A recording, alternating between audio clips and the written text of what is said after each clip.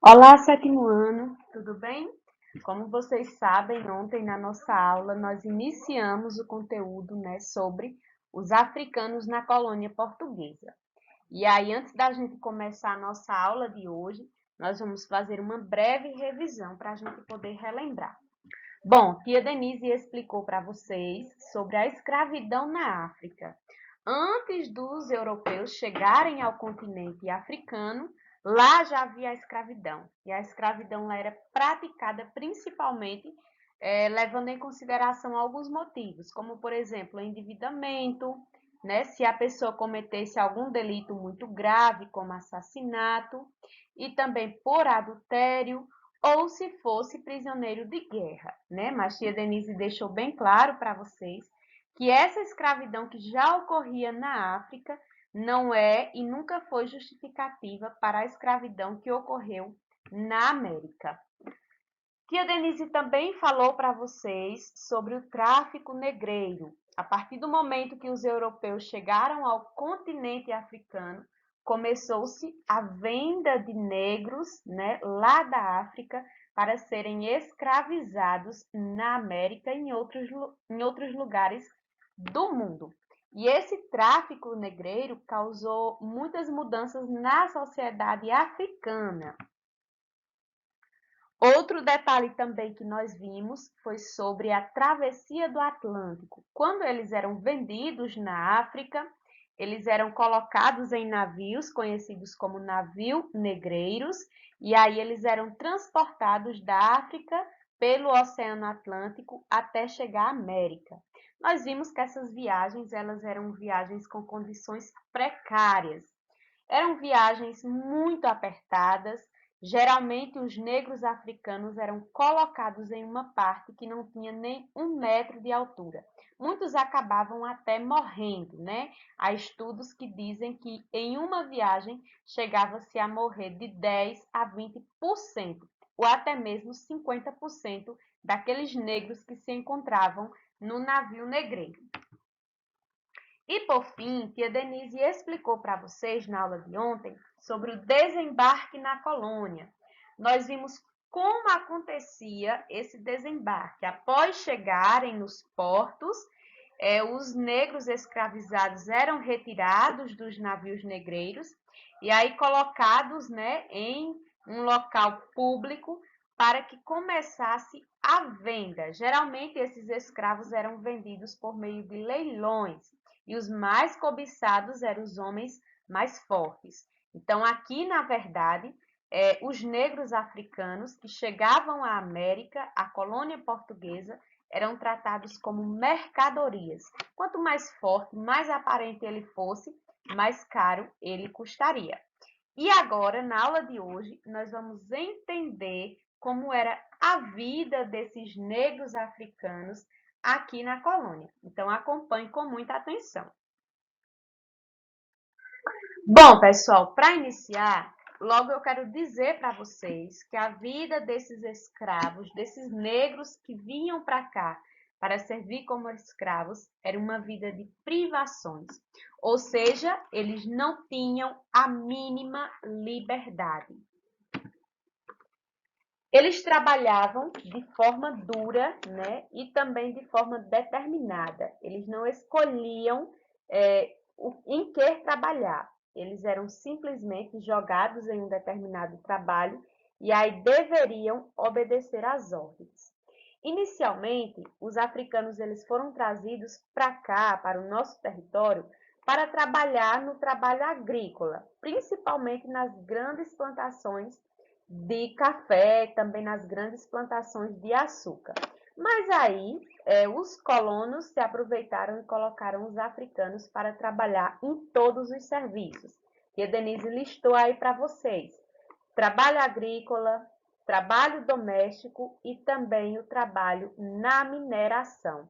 Então, realmente aí, os africanos eram aproveitados em todos os trabalhos. Nos trabalhos domésticos, eles serviam aos seus senhores, faziam comidas, limpavam a casa, enfim, era um trabalho bem exaustivo. Na colônia também, pessoal, existiam, já na fase final da escravidão aqui no Brasil, existiam os famosos escravos de ganho, ou também chamados negros de ganho.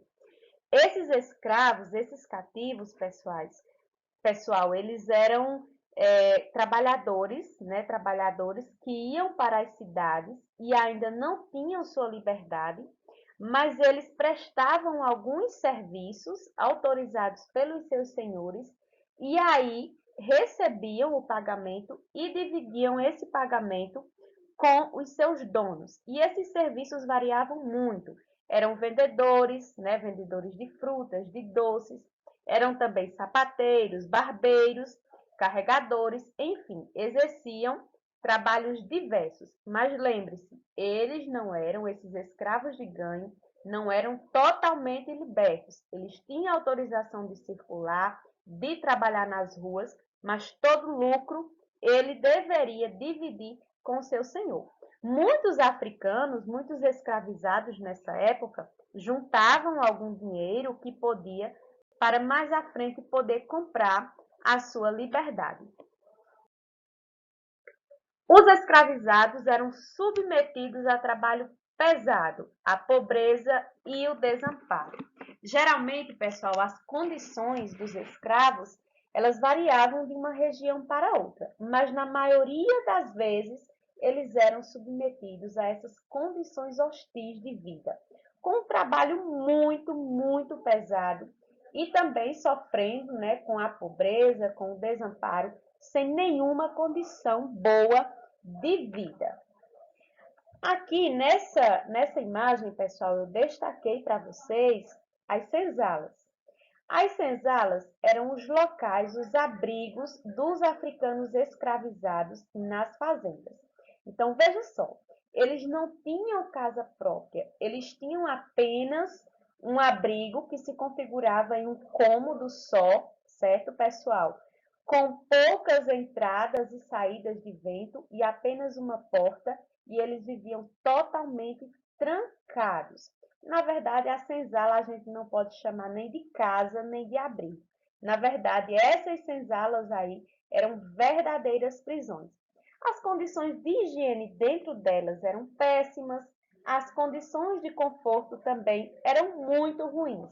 Então, por muito tempo, né, os africanos eles foram submetidos a essa condição. Então, pense aí, passavam o dia todo trabalhando e à noite, né, quando chegava o momento de um certo descanso, além de ser um tempo pouco dedicado a esse descanso, eles não tinham a mínima, não tinham o mínimo conforto e ainda eram vigiados para não fugirem. Outro ponto muito importante também, que Tia Denise irá destacar para vocês, é sobre as condições de trabalho desses cativos, desses africanos. Como vocês sabem, eles eram trazidos para cá com o objetivo de trabalhar e os colonos não pagarem, claro, a mão de obra. As jornadas de trabalho, né, dos africanos eram muito longas, chegando aí até 18 horas diárias. Então, realmente era um trabalho cansativo, não tinha descanso e, claro, também muito longa. Eles trabalhavam nos engenhos de açúcar e também na mineração.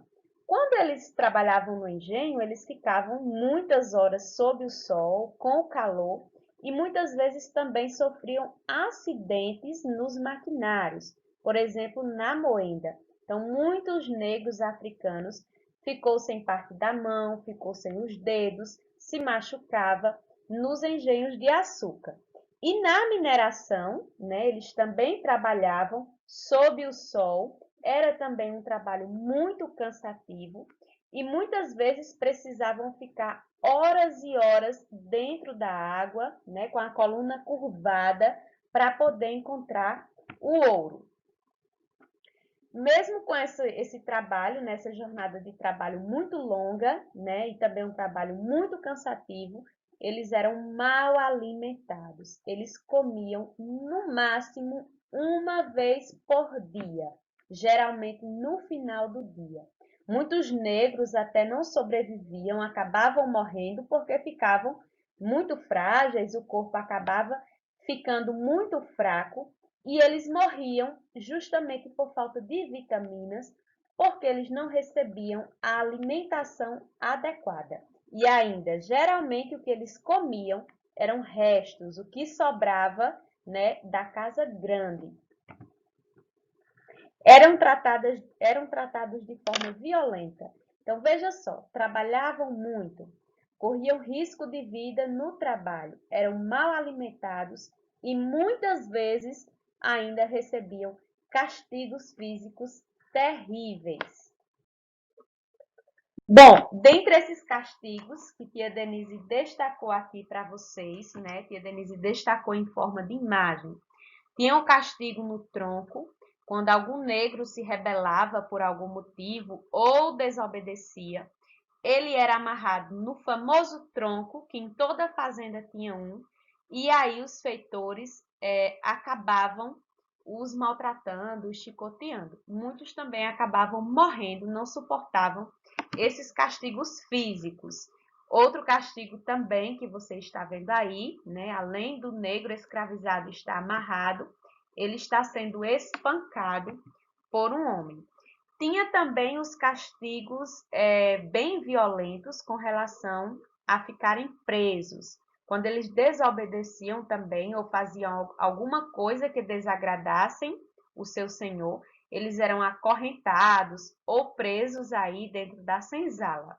E muitas vezes passavam até muitos dias assim, sem comer e sem beber.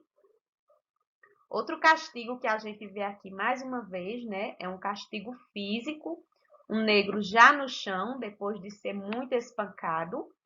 E por último, tia Denise destacou aqui esse último castigo, que geralmente era utilizado com aqueles negros que ficavam nos trabalhos domésticos, porque eles eram proibidos de comer, né? Então, quando algum era pego comendo, eles utilizavam aí, né, essa espécie de focinheira, onde impossibilitava que o negro comesse.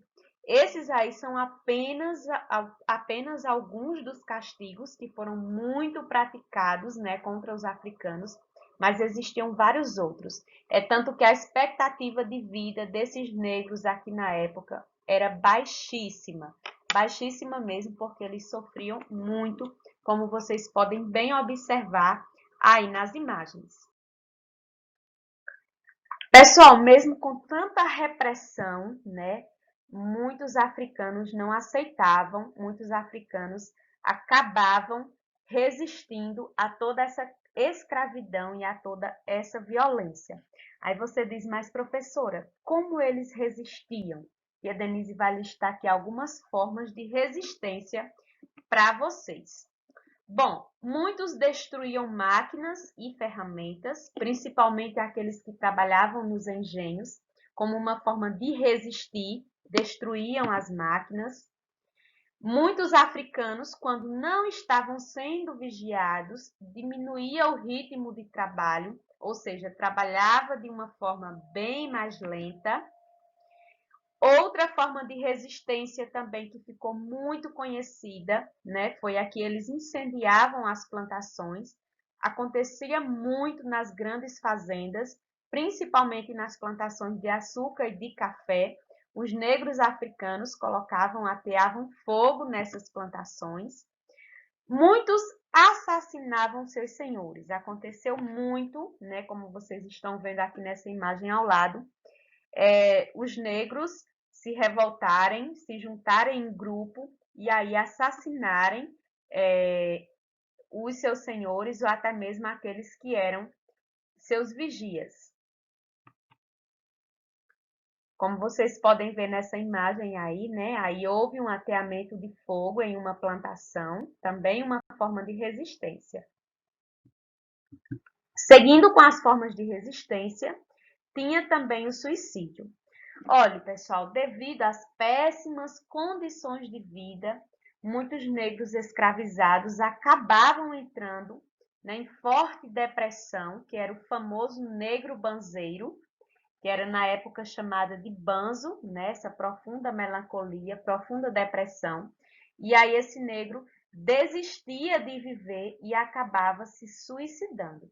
Essa situação era muito triste porque esses negros, eles eram muito castigados. E as mulheres, né, as africanas, decidiam, quando engravidavam, decidiam perder seus filhos para evitar que eles também se tornassem escravos.